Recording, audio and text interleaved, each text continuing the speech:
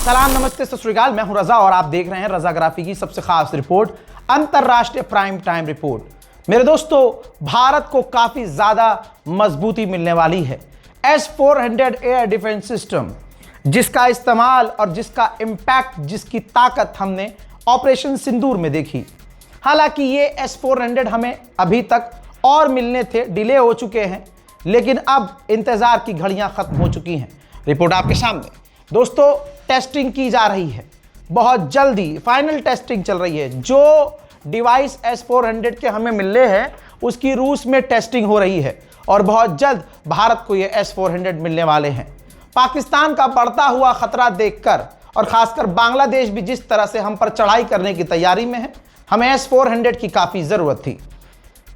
S-400 मिलने के बाद भारत की रक्षा प्रणाली मजबूत होने वाली है। हजरात, ईरान को मोदी जी को शुक्रिया अदा करना चाहिए। डोनाल्ड ट्रंप और नेतन्याहू को पीटने के बाद दादागिरी से अब लोग उसके डरना कम हुए हैं और मोदी सरकार ने अप्रूव कर दिया है $25 बिलियन का हथियार अब रूस से खरीदेंगे। आपने महसूस किया होगा कि अब तक अमेरिका नाराज न हो जाए, इस चक्कर में मोदी सरकार भी रूस से दूर हो गई थी। लेकिन अब भारत के दोस्त ईरान ने जिस तरह से पीटा है अमेरिका और इजराइल को, अब इनका भौकाल मार्केट से खत्म हो जाएगा।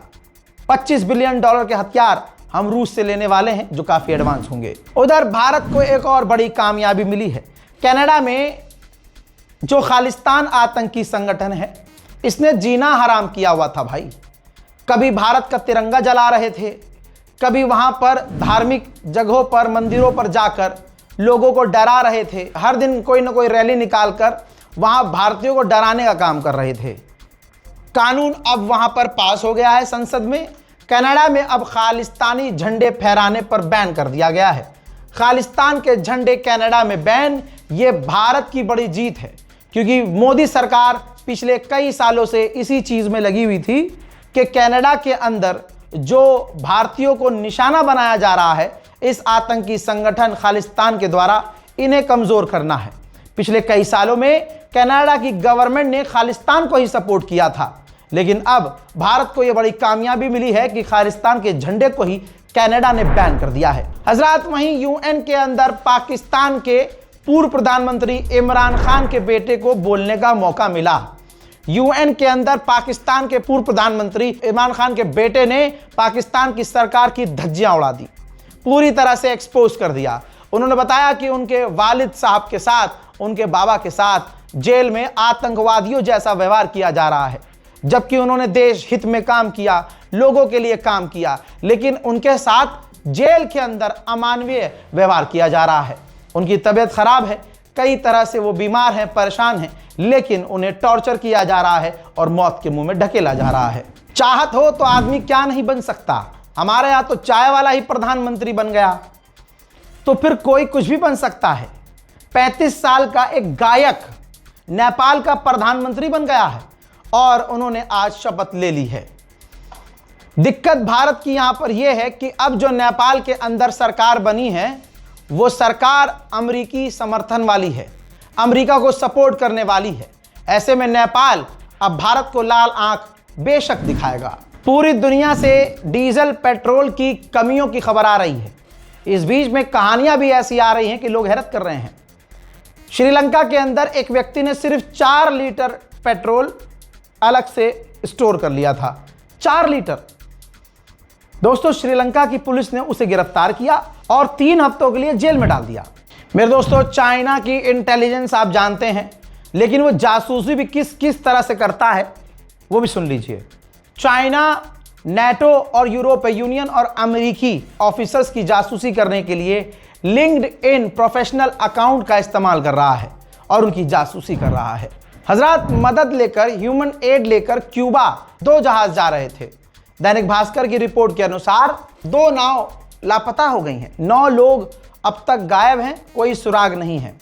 इन जहाज़ों में ह्यूमैनिटेरियन एड था और अभी तक कोई भी इंटरनेशनल ऑर्गेनाइजेशन पता नहीं लगा पाया है कि ये समुद्र से बीच से जहाज कहां गायब हो गए। हजरात, उधर चाइना एडवांस है और कितना एडवांस है मैं तस्वीर में दिखाता हूं। अब ये चाइना का नया ड्रोन सिस्टम है जिसे स्वान ड्रोन कहा जा रहा है। लगता है ये बिल्कुल डिफेंस सिस्टम जैसा है और ड्रोन इस तरह से लॉन्च होते हैं जैसे कोई रॉकेट लॉन्च हो रहा हो हजरात, मगर ये रॉकेट नहीं है, ये ड्रोन है। चाइना का ये अब तक का टॉप मोस्ट एडवांस ड्रोन है।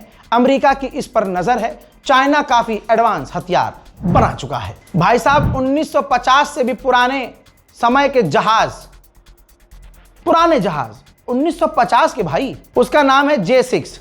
ऐसे सैकड़ों अपने पुराने जहाजों को कन्वर्ट किया ड्रोन में, उसे ड्रोन में तब्दील किया और ताइवान के करीब तैनात कर दिया। चाइना और पाकिस्तान की दोस्ती हमेशा से भारत पर मुसीबत बनती आई है। चाइना और पाकिस्तान एक बार फिर से करीब हो गए हैं।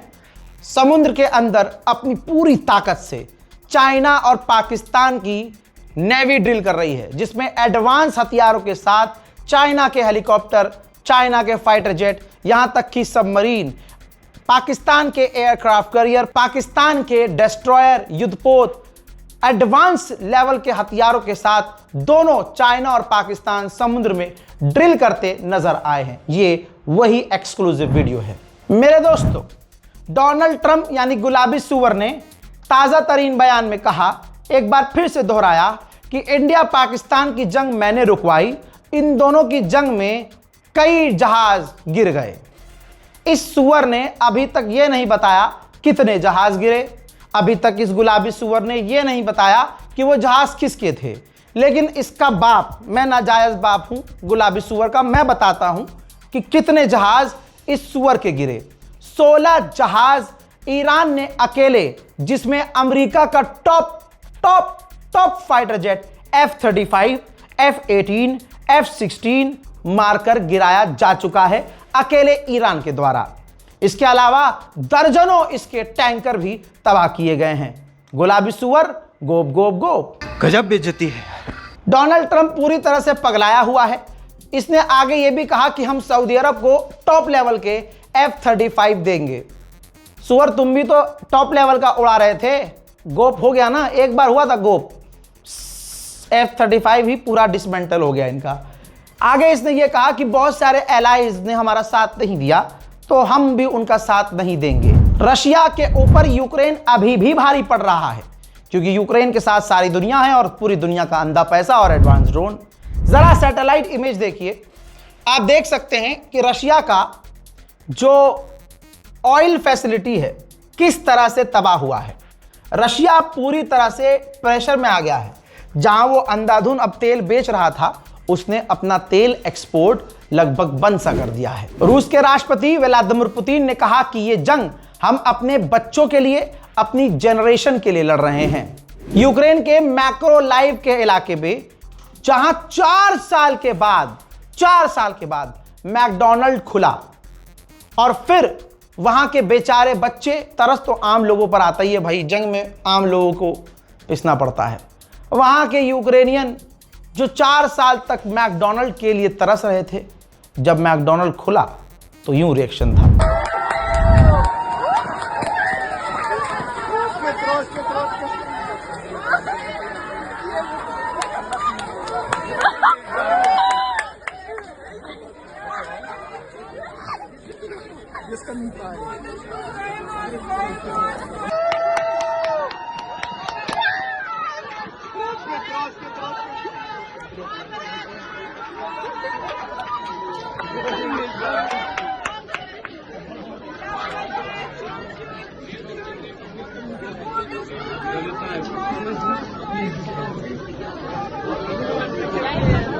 हजरात, वहीं ईरान की जंग का फायदा रशिया को मिल रहा है।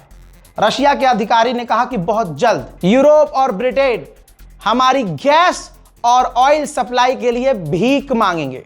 आपको यहां एडिशनल जानकारी दे दूं, रशिया ने ऐलान कर दिया है कि वो 1 से 1.5 महीने के लिए अपना तेल और गैस एक्सपोर्ट रोक रहा है। उसने अपना खनिज पदार्थ भी एक्सपोर्ट करना बंद कर दिया है। शायद ये उसकी वही नीति है जिसकी धमकी रूस के मिनिस्टर दे रहे हैं। पूरी दुनिया में गैस और तेल की कमी है। ऐसे में रशिया भी अगर तेल एक्सपोर्ट करना बंद कर देगा तो यूरोप तो बेकार हो ही जाएगा। अभी कुछ घंटे पहले अमेरिका ने आधिकारिक तौर पर यूरोप को बताया कि वो खुद जंग में हैं, लिहाजा हम यूक्रेन को मदद नहीं दे सकते। और एडवांस डिफेंस सिस्टम यूक्रेन से निकाले भी गए हैं और मिडिल ईस्ट में ले जाए जा रहे हैं। अब यह बात यूक्रेन के लिए खतरनाक है, मैं आपको पहले ही ईरान स्पेशल रिपोर्ट्स में वॉर अपडेट में बता चुका हूं। अब उसके बाद यह रिपोर्ट आई है। रिपोर्ट यह है कि यूक्रेन का बेड़ा गर्क होने वाला है, पैसे यूक्रेन के पास खत्म हो रहे हैं। अगर जुलाई तक यूक्रेन को पैसा नहीं मिला तो यूक्रेन की हालत पतली हो जाएगी। यूक्रेन के लोग जंग लड़ना नहीं चाहते हैं। जरा तस्वीर देखिए, एक बार फिर से तस्वीर आ रही है। यूक्रेन के सैनिक जबरदस्ती यूक्रेन की सड़कों से आम लोगों को गिरफ्तार करके फौज में भर्ती करने के लिए लेके जा रहे हैं। उधर रशिया को भी बड़ी कामयाबी मिली है। यह तस्वीर देख लीजिए। रशिया ने बताया है कि जो गद्दार यूक्रेन की मदद कर रहा था चंद रुपयों के लिए, हमने उन्हें गिरफ्तार किया है। ऐसी कई तस्वीरें आई हैं। जो रूस के ऑयल फैसिलिटी पर यूक्रेन ने हमला किया तो तबाही किस लेवल की मची, एक बार फिर से मुलाहिजा फरमाइए।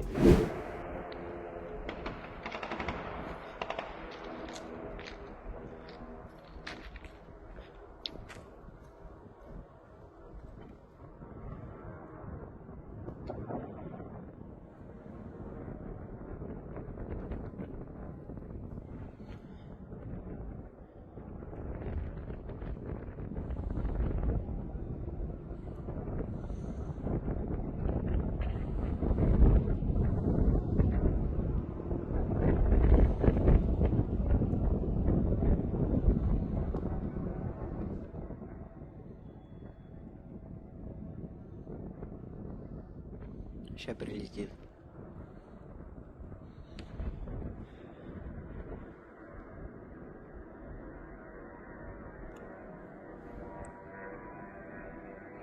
Вон он на снижение пошел.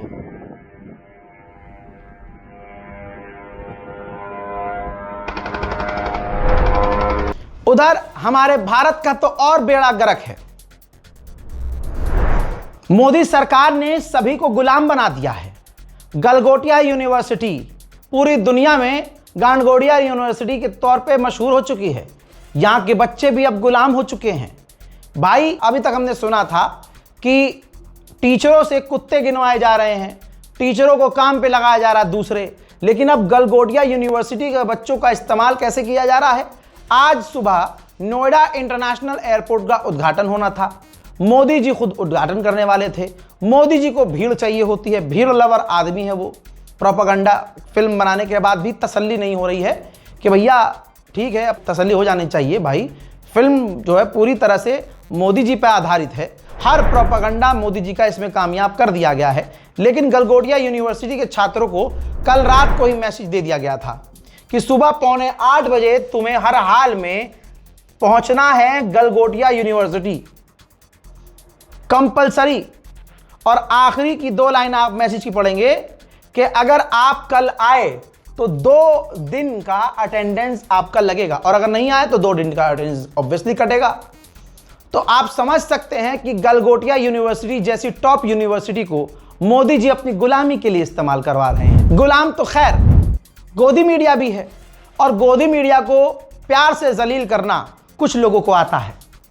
हजरात, एक व्यक्ति ने, सपा का व्यक्ति है, बड़े प्यार से, जो रूबिका लियाकत है, सरकार का आयरन डोम बता दिया। मुस्कुराने लगी, सोच रही तारीफ हो रही है। वैसे इजराइल ने आयरन डोम बनाया हुआ है मिसाइल्स को इंटरसेप्ट करने के लिए, वैसे आदरणीय प्रधानमंत्री जी की आयरन डोम है आप है? और मैं आपकी ये तारीफ कर रहा हूं, आप इसमें ये ना समझिएगा कि मैं बुराई कर रहा हूं। हाँ, क्या तारीफ की।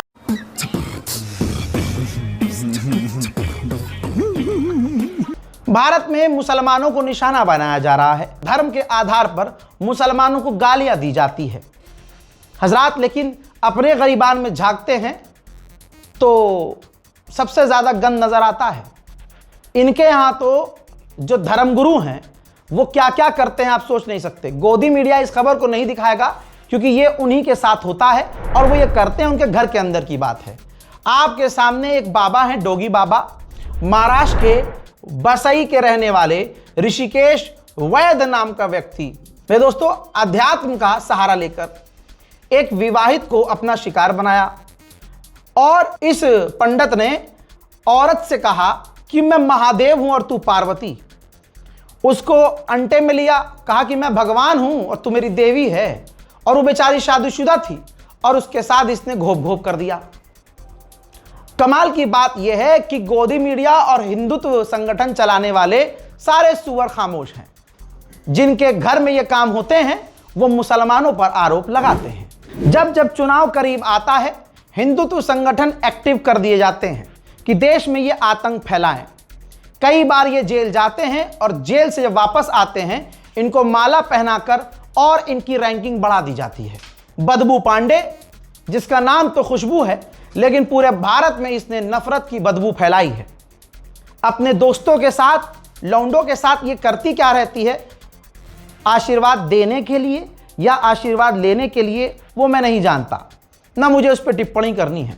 लेकिन जिस तरह की वीडियो उन्होंने बनाई है और जिस तरह से मस्जिद को निशाना बनाया है और जिस तरह से इस वीडियो पर मुसलमानों की ना कोई एफआईआर है, ना कोई आपत्ति, और उस पर से सरकार चुप और पुलिस प्रशासन खामोश, ये बता रहा है चुनाव की तैयारी है। देश में दंगा भड़काने वाली मशीनरी एक्टिव हो गई है। तो भैया आज अपनी बहन के साथ अखिल भारतीय मुल्ला मुल्ली संघ की का ये जो शौचालय बना है, भैया यार ये जो शौचालय बना है ना, बात ये देखो, हमारी बहन साथ में है, हम लोग जेल जाओ यात्रा कर रहे हैं, सीधी सीधी बात है। क्योंकि जब हम बात करते हैं सनातन धर्म की तो बागेश्वर धाम सरकार बोलते हैं हिंदू राष्ट्र, मगर दीपक पंडित का हिंदू राष्ट्र है अखंड मुल्ला मुक्त हिंदू राष्ट्र। देखो जो बात है स्पष्ट, किसी की भावना को ठेस पहुंचाने का हमारा कोई भी इरादा नहीं है, परंतु इस देश में वैसे मस्जिदों और मीनारों की कोई आवश्यकता नहीं जिसके नीचे किसी मुगली का कब्र खुदा है। ये बात मैं क्लियर कर दूं। इस देश ने कलाम को भी पूजा है, परंतु कसाब को न कतई पूजेगा और न ही उसके नाम पर कोई मस्जिद मीनार या किसी भी आतंकवादी के नाम पर कोई मस्जिद मीनार रहने दी जाएगी। और जिन्हें लगता है कि अब हमारे अंदर डर हो गया होगा, खौफ हो गया होगा 48 दिनों के कारावास के बाद, हमला होने के बाद, तो बता दें आज भी उसी एरिया में घूम रहे हैं और उसी प्रकार घूम रहे हैं अपने भाइयों के साथ। मोदी का प्रोपेगेंडा दुनिया का हर इंसान समझ रहा है। कमाल की बात यह है कि आज हिंदू भी समझ रहा है कि कितना पागल बने। हिंदुस्तान हमेशा से लड़ाई खत्म करवाता आया है। इससे पहले भी कई जगह मीडिएशन हम लोगों ने किए हैं, हमारे मुल्क ने किया है, लेकिन जहां औकात नहीं है कुछ बोलने की, वहां पर आड़े टेढ़े बयान देके ये मोदी सरकार पीछे हट जाती है। जहां 2 कौड़ी का पाकिस्तान जिसकी कोई औकात नहीं है, भिखारी भी इससे अमीर निकलते हैं, ये मीडिएशन करवा रहा है अमेरिका, ईरान और इजराइल के बीच में। इस पर सवाल जब किया गया विदेश मंत्रालय से, तो हमारे विदेश मंत्री ने कहा कि हम दल्ले नहीं हैं, जबकि पूरा प्रोपेगेंडा एडवर्टाइज बनाया गया था, पूरा एडवर्टाइजमेंट दिया गया था। यह ऐड आपको याद होगा। इस ऐड में कहती है लड़की आगे, पापा वॉर रुकवा दी, पापा हमारी बस भी निकलवा दी। तो ये प्रोपेगेंडा तब का था जब रूस और यूक्रेन की जंग में भारतीय बच्चे फंस गए थे, तो अफवाह ये फैलाई गई थी कि मोदी ने फोन करके जंग रुकवाई।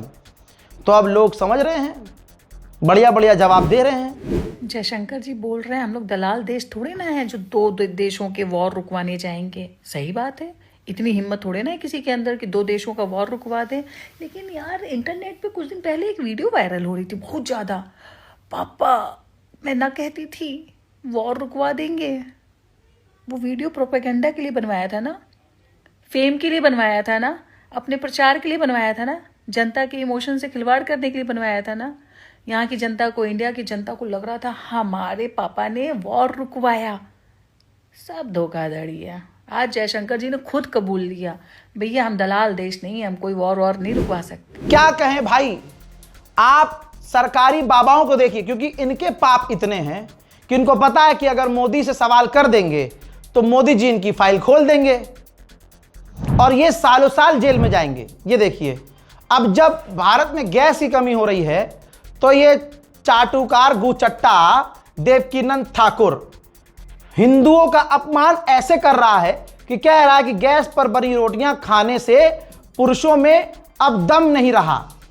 जो एक बच्चा पैदा नहीं कर पा रहा, जिसके मुंह पर एक दाढ़ी नहीं उग पा रही, ये हिंदुओं को कह रहा है कि तुम एक बच्चा पैदा नहीं कर पा रहे हो क्योंकि तुम गैस पर बनी रोटी खा रहे हो।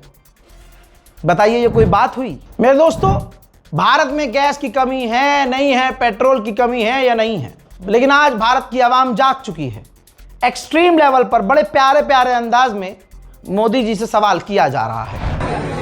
अच्छे दिन आएंगे, अच्छे दिन आएंगे, नमो नमो नमो नमो, हर हर मोदी, घर घर मोदी, हर हर मोदी, घर घर मोदी। अच्छे दिन आएंगे, अच्छे दिन आएंगे, नमो नमो नमो नमो नमो नमो नमो, हर हर मोदी, घर घर मोदी, हर हर मोदी, घर घर मोदी। अच्छे दिन आएंगे, अच्छे दिन आएंगे, नमो नमो नमो, हर हर मोदी, घर घर मोदी, हर हर मोदी, घर घर मोदी। अच्छे दिन। विकास बहुत तगड़ा हो रहा है भारत में, ऐसा विकास, ऐसी तरक्की कि आप सोच नहीं सकते। नव भारत टाइम्स का सोर्स है, दिल्ली समेत 70 एयरपोर्ट से हटेंगे 12,000 CISF के जवान, तैनात किए जाएंगे प्राइवेट सिक्योरिटी गार्ड। पता है पूरा देश प्राइवेट कंपनियों के हाथ में मोदी जी ने बेच दिया है, लेकिन आप सवाल करेंगे तो जेल में ठूस दिए जाएंगे।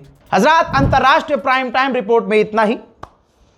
28 दिन हो चुके हैं वॉर अपडेट आपको देते हुए, और ऊपर से अब मैंने आपको इंटरनेशनल प्राइम टाइम भी दिए हैं और दे रहा हूं। तो कम से कम इतना रहम कीजिए कि हमारी मेहनत को देखकर तरस खाइए और हमारे चैनल को सब्सक्राइब कीजिए, और अगर ज़्यादा दिल हम पर पिघल जाए तो अपनी इबादतों में हमारे लिए दुआ कीजिए। मैं हूं रजा और आप देख रहे थे रजाग्राफी अनस्क्रिप्टेड। जय हिंद।